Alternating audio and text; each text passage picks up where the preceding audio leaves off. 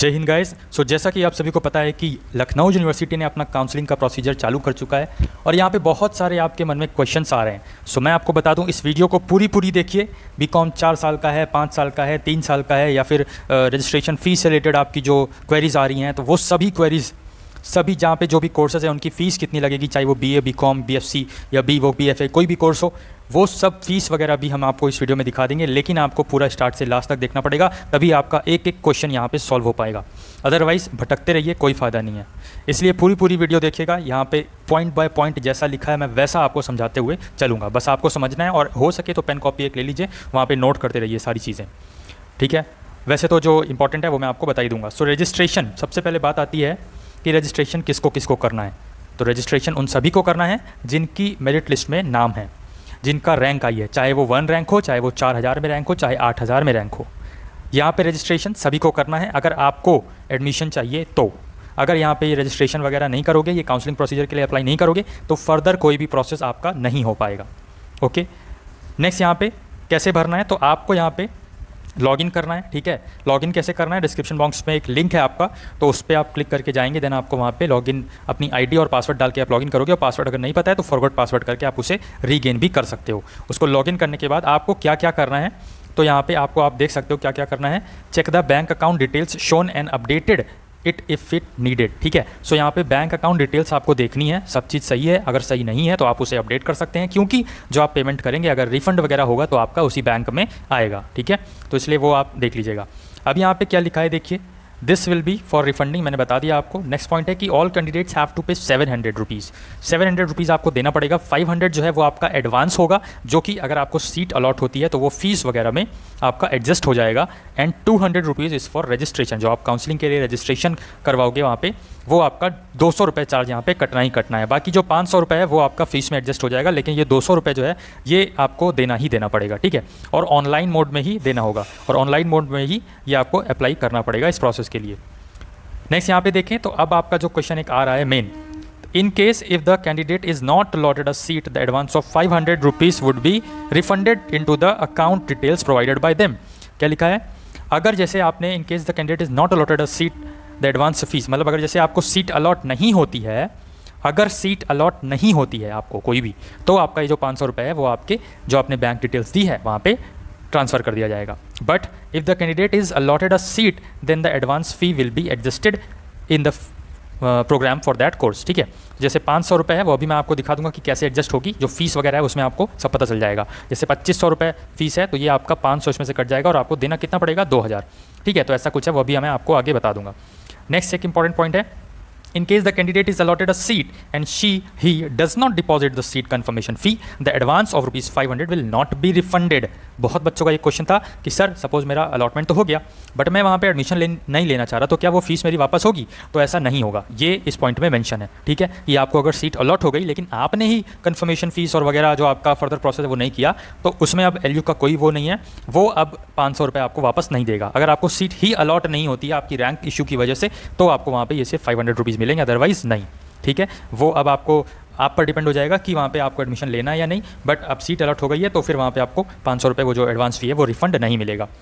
Next अगर बात करें तो registration fees non refundable under any circumstances. Registration fees क्या, 200 रुपये, 700 रुपये था, जिसमें से 200 रुपये जो है ना वो रजिस्ट्रेशन फीस है, वो आपको भरनी ही भरनी पड़ेगी। उसमें कोई भी जो आपका रिफंड वगैरह नहीं होगा किसी भी सर्कमस्टेंसेज में। और only registered candidates will be able to fill the choice. जो रजिस्टर्ड कैंडिडेट्स हैं, जिन्होंने एंट्रेंस एग्जाम दिया है, जिनकी रैंक आई है, जिनका लिस्ट में नाम है, वो ही यहाँ पे इस चॉइस को भर सकते हैं।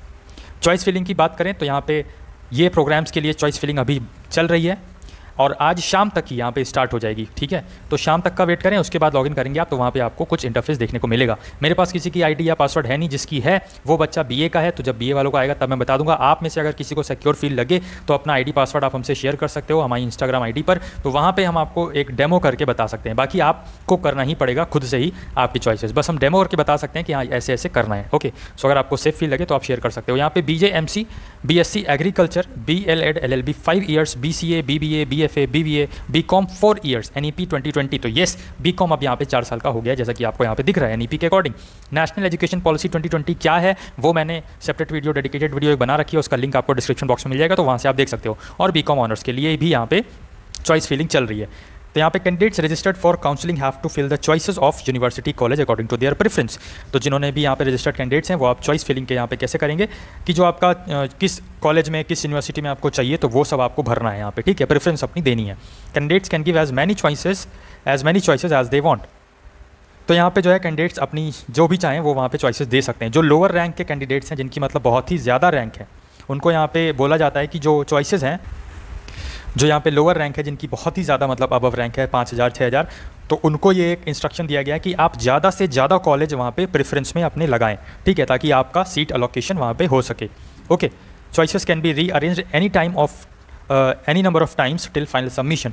फाइनल सबमिशन करने से पहले पहले आप कितनी भी चॉइसेस दे सकते हैं। फर्स्ट नंबर पे LU, सेकंड नंबर पे कोई और कॉलेज, थर्ड नंबर पे कोई और कॉलेज, फोर्थ नंबर पे कोई और कॉलेज, ऐसे आप इंटरचेंज कर सकते हैं लेकिन फाइनल सबमिशन से पहले। ओके, नेक्स्ट यहाँ पे बात करें तो candidates can take print out of the submitted choices even without locking. बिना लॉक करे भी आप जो है जो सबमिटेड आपकी चॉइसेस हैं उसका आप प्रिंट आउट ले सकते हो। This is being done so that they can go through it and decide on the sequence of university college they want. तो यहाँ पे आप अपने चॉइसेस के अकॉर्डिंग, जैसे फर्स्ट नंबर पे आपको LU में चाहिए तो LU डाल दीजिएगा, सेकंड नंबर में आपको कोई और जो कॉलेज अच्छा लगता है जो भी आपका है तो वो डाल दीजिएगा, थर्ड नंबर पे ईरम जैसे कॉलेज है तो वो डाल दीजिएगा। ऐसे आपको चॉइसेस वहाँ पे अपने हिसाब से देनी कॉलेज के अकॉर्डिंग। नेक्स्ट यहाँ बात करें choices can be filled in multiple sessions, there is option to save these choices before logging out, data not saved will be lost. तो यहाँ पे आपको लॉग आउट करने से पहले आपको जो चॉइसेस हैं वो सेव करनी पड़ेगी, जो भी आपने मल्टीपल चॉइसेस दी हैं वो, ठीक है, कॉलेज की। यहाँ पे लिखा है the choices filled by the candidate are final and can not be changed once logged. अगर आपने एक बार चॉइस करके और उसको लॉक कर दिया तो फिर वो फर्दर चेंज नहीं होंगी, इसलिए ध्यान से भरिएगा जो भी आपने कॉलेज की प्रेफरेंस देनी है वो। If a candidate has submitted the choices but not locked after the date of choice filling is over, it will automatically be locked before seat allotment. अगर आप जो डेट है जैसे 22 से 25 तारीख तक डेट है तो 25 तारीख से पहले पहले अगर आपने जो है सीट लॉक करके उसको सेव नहीं किया तो वो अपने आप ही सेव हो जाएगा। If the candidate has registered for counselling but not submitted the choices he would be not considered for seat allotment. But यहाँ पे जैसे अभी मैंने बताया आपको कि आपको रजिस्ट्रेशन करना ही पड़ेगा, अगर आपने रजिस्ट्रेशन नहीं किया तो सीट अलॉटमेंट आपका नहीं होगा, ठीक है। नेक्स्ट यहाँ बात करें तो seat allotment will be available only on candidate login. तो जब आप लॉगिन करोगे, लॉगिन कैसे करोगे, लिंक दिया है आपका डिस्क्रिप्शन बॉक्स में, वहाँ पे जाके आपको ID और पासवर्ड डालना है, बस लॉगिन आपका हो जाएगा। फिर आपका फर्दर प्रोसेस आपको करना है, जो आपकी प्रेफरेंस है वो देनी है। All allotments would be provisional and subject to verification of documents reporting to the university college. The admission of such candidates whose documents are not found to be in order would be cancelled, ठीक है। तो अगर जो है आपने preference दी उसके बाद आपका जो डॉक्यूमेंट वेरिफिकेशन है वो सब सही से हो जाएगा तभी आपका यहाँ पे एडमिशन होगा, अदरवाइज एडमिशन भी कैंसिल हो सकता है जो अगर आपके जो डॉक्यूमेंट्स वगैरह हैं वो सही नहीं हुए। Candidates can give as many choices as they want, ये बता दिया, लोअर रैंक कैंडिडेट्स भी बता दिया। आगे चलते हैं और देखते हैं जो अगला इंपॉर्टेंट पॉइंट है वो क्या है। If the candidates has not submitted the choices, ये तो हमने हो गया। सीट अलॉटमेंट की अब बात कर लेते हैं। तो allotment will be done strictly on the basis of rank of the candidate as well as the university college they have selected in order to preference during choice filling. तो जो आपकी रैंक बनी है उसी के अकॉर्डिंग यहाँ पे seat का आवंटन होगा, जो यहाँ पे सीट का अलॉटमेंट दिया जाएगा। जो यहाँ पे यूनिवर्सिटी और कॉलेज है वो आप सेलेक्ट करेंगे उनके अकॉर्डिंग। ओके, जो रैंक है उसी के अकॉर्डिंग आपको सीट अलॉटमेंट होगा। Seat allotment result will be available only on candidate login, it will not be displayed anywhere. और जो सीट अलॉटमेंट का रिजल्ट है कि आपको सीट अलॉट हुई है या नहीं हुई है, उसका आपका जो रिजल्ट है वो आपको कैंडिडेट लॉगिन करने पर ही दिखेगा और कहीं भी दिखेगा नहीं, ठीक है। तो सेपरेट लॉगिन वहाँ पे आपको करना पड़ेगा, तभी आपको वो दिखेगा कि आपका जो सीट अलॉटमेंट हुआ है या नहीं। ओके, सो स्टेप 4 है आपका seat confirmation and provisional allotment cum confirmation letter download. Candidates who have been allotted a seat will have to download provisional allotment confirmation letter through the University of Lucknow website after paying the balance amount of fee given in table 1। अभी table 1 क्या है वो अभी मैं आपको दिखा दूंगा। जो फीस दी है वो आपको पे करनी पड़ेगी। जब सीट कन्फर्मेशन आपका जब सीट अलॉटमेंट हो जाएगा उसके बाद आपको फ़ी सबमिशन करना पड़ेगा फर्स्ट सेमेस्टर की, और फिर आपका जो है प्रोविजनल एक अलॉटमेंट लेटर जो है वो यहाँ पे जारी हो जाएगा जिस भी कॉलेज जो आपको अलॉट होगा उसमें। सो जब आपका ये अलॉटमेंट लेटर डाउनलोड हो जाएगा उसके बाद आपको जो फीस है वो सब सबमिट करनी पड़ेगी, ठीक है। जब फीस सबमिट कर देंगे तो उसका भी जो अलॉटमेंट लेटर है उसका भी आपको प्रिंट आउट लेना है, और जो फीस सबमिट की है उसका भी आपको प्रिंट आउट लेना है। The candidates who have not been allotted their preference can opt website link for upgradation. तो यहाँ पे फिर अपग्रेडेशन की भी बात आती है। फर्स्ट प्रेफरेंस जैसे कि फर्स्ट प्रेफरेंस आपने दिया तो वहाँ पे अब आपका अलॉटमेंट नहीं हुआ किसी कॉलेज में, तो यहाँ पे क्या करना है, फिर सेकंड एक ऑप्शन बचता है जिसमें अपग्रेडेशन के लिए आपको कुछ फीस देनी पड़ती है और फिर से आपका जो है अलॉटमेंट की जो आप चांस एक और मिलता है आपको, ठीक है। मैं यहाँ बोलूँगा कि फर्स्ट जो आपकी ये जो हो रही है उसमें आप मैक्सिमम कॉलेज भरिएगा, मैक्सिमम कॉलेज भरेंगे तो ही आपको फ़ायदा होगा कि कोई ना कोई कॉलेज आपको अलॉट हो जाएगा। इसलिए मैक्सिमम से मैक्सिमम कॉलेज आप जो आपकी फर्स्ट ईयर अभी काउंसलिंग होनी है जब आपका खुलेगा तो उसमें मैक्सिमम से जितने भी कॉलेज हैं वो सब कॉलेज आप भर दीजिएगा लाइन बाय लाइन। प्रेफरेंस आप देख लीजिएगा अपने अकॉर्डिंग, लेकिन भरिएगा ज़्यादा से ज़्यादा कॉलेज, ठीक है, ताकि आपको भी सीट मिल पाए। They have to give the option whether they want to retain the allotted seat college और they want to go for the upgradation process. उन्हें यह विकल्प देना होगा कि वे आवंटित विश्वविद्यालय महाविद्यालय बनाए रखना चाहते हैं या वे अपग्रेडेशन प्रक्रिया के लिए जाना चाहते हैं। अपग्रेडेशन में भी आपको कुछ फीस भी पे करनी पड़ेगी, ठीक है, वो मैं आगे बता दूंगा कि क्या फीस है। In case of upgradation they would be allotted a seat, they would be allotted a university college of higher priority और the same university college depending upon the vacancy. In no case a university college of lower priority can be allotted, ठीक है। तो यहाँ पे देखा जाएगा अगर आप में सीट नहीं मिल रही है तो जो और कॉलेज है वहाँ पे आपको अलॉट किया जा सकता है। Candidates who have opt for upgradation to have to pay the seat confirmation fee as given in column 5 of table 1। Fees क्या है वो मैं अभी आपको बताता हूँ। SC and ST candidates who have opted for zero fees and have uploaded their income certificate can directly download this provisional allotment confirmation letter. However they have to get their proper income certificate verified at the university allotted college. In case the certificate is found to be incorrect they will have to pay the remaining amount of balance fee at the university college. तो आपका जो zero फी वाले हैं SC ST वाले या zero fees वाले, तो उनका जो आपका इनकम सर्टिफिकेट है वो वेरीफाइड होना चाहिए और वैलिड होना चाहिए, तभी आपको जीरो फीस का फ़ायदा मिल सकता है। Report to the university and allotted college, तो यहाँ पे जब आपका अलॉटमेंट लेटर डाउनलोड होगा तो उसमें लिखा होगा कि आपको फला डेट पे उस कॉलेज में जाना है और अपना डॉक्यूमेंट वगैरह वेरीफाई करवाना है, तो उस दिन आप जाइएगा। Original documents will be physically verified by the concern dean and principal of the allotted college. तो वहाँ पे डॉक्यूमेंट्स आपके वेरीफाई होंगे और ओरिजिनल डॉक्यूमेंट्स चाहिए होंगे, ठीक है। डॉक्यूमेंट्स रिक्वायर्ड फॉर रिपोर्टिंग, तो क्या क्या डॉक्यूमेंट्स चाहिए वो आप यहाँ पे आप देख लीजिए। Candidates would need to carry the original and self attested copy of the following documents. एक आपको सेट बनाना है, ठीक है, और एक जो ओरिजिनल है वो और एक फोटोकॉपी उसकी करवा लेनी है। तो फोटो यहाँ पे print out of the provisional allotment cum confirmation letter from Lucknow university portal. तो जो आपका अलॉटमेंट लेटर आपका डाउनलोड होगा वो आपको ले जाना है। उसके बाद यहाँ पे एप्लीकेशन जो फॉर्म की आपकी कॉपी है वो ले जानी है। मार्कशीट और सर्टिफिकेट्स जो आपका 12th का है वो दोनों ले जाना है। फोटोकॉपी भी ले जानी है और ओरिजिनल भी ले जाना है, ठीक है। कैटेगरी सर्टिफिकेट आपका ले जाना है SC ST OBC का, और ओरिजिनल कोई ID या आधार कार्ड, ड्राइविंग लाइसेंस या फिर पैन कार्ड वगैरह, आधार कार्ड या पहचान पत्र ID कार्ड, ये सब आप ले जाइएगा। और यहाँ पे 2 पासपोर्ट साइज़ फोटोग्राफ्स आप ले जाइएगा और जो फ्री रिसिप्ट की कॉपीज़ हैं वो आप ले जाइएगा। कास्ट सर्टिफिकेट अगर आपका अप्लाइड है, जनरल वाले हैं तो कोई बात नहीं, अगर OBC और SC ST वाले हैं तो यहाँ पे आपको ले जाना पड़ेगा। और इनकम सर्टिफिकेट भी आपको ले जाना पड़ेगा अगर जीरो फीस के लिए आप अप्लाई कर रहे हो तो, ठीक है। सेकंड अलॉटमेंट की बात आती है, would be carried out by the online process on merit come option basis on choices submitted by candidates in step 2 of these guidelines. Okay, so upgradation and allotment would be done simultaneously. The following candidates would be included in second allotment. जो second allotment में include होंगे वो ये candidates होंगे, all candidates who were seat in the first allotment and have paid the seat confirmation fee with the option of upgradation. तो यहाँ पे जैसे कि आप फर्स्ट टाइम यहाँ पे आपने लॉगिन किया, फर्स्ट अभी आपका नाम है तो आपको जो चॉइस वगैरह दिख रहा है आपने फिलिंग कर दिया, वहाँ पे आपको अपग्रेडेशन का भी मिलेगा। तो अगर आपने अपग्रेडेशन वाला क्लिक कर दिया है तो ही आपको सेकंड वाले में मौका मिल पाएगा, सेकंड अलॉटमेंट में। ओके, अगर आपने उसी में अपग्रेडेशन वाला नहीं किया तो आपको सेकंड अलॉटमेंट में मौका नहीं मिल पाएगा, ऐसा यहाँ पे लिखा हुआ है। All candidates who had field there choices but were not allotted any seat during the first allotment. और यहाँ पे सेकंड में उनको भी मौका मिलेगा जिन्होंने यहाँ पे जैसे आपने अप्लाई किया और आपको कोई भी कॉलेज या सीट अलॉटमेंट नहीं हुई तो उनको भी यहाँ पे सेकंड में मौका मिलेगा, ठीक है। नेक्स्ट यहाँ पे अगर बात करें तो यहाँ पे आपने देख लिया कि all candidates who were seat in first allotment and have paid the seat confirmation fee with upgradation with option for upgradation, ठीक है।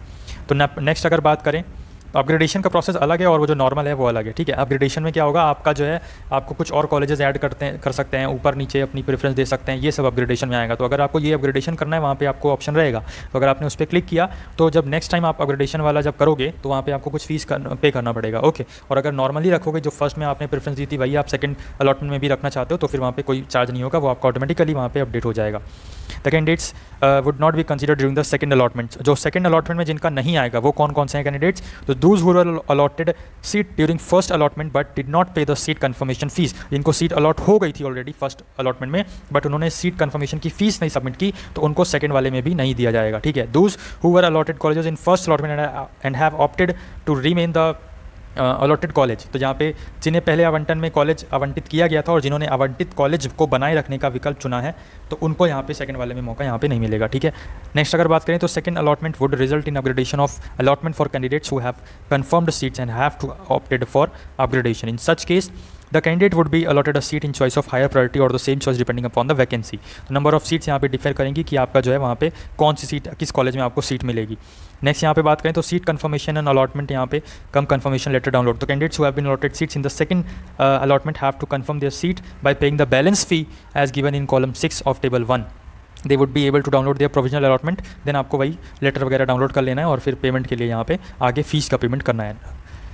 कॉलेज और यूनिवर्सिटी में आपको रिपोर्ट करना होगा और यहाँ पे जो पर्टिकुलर डीन वगैरह है वहाँ पे आपको जाना होगा। डॉक्यूमेंट्स मैंने आपको बता ही दिया ऑलरेडी, ठीक है, मार्कशीट्स वगैरह। और यहाँ पे नेक्स्ट अगर बात करें तो सब्सिक्वेंट अलॉटमेंट, यहाँ पे आप देख सकते हो needed further choice filling and allotment would be done on remaining seats if any.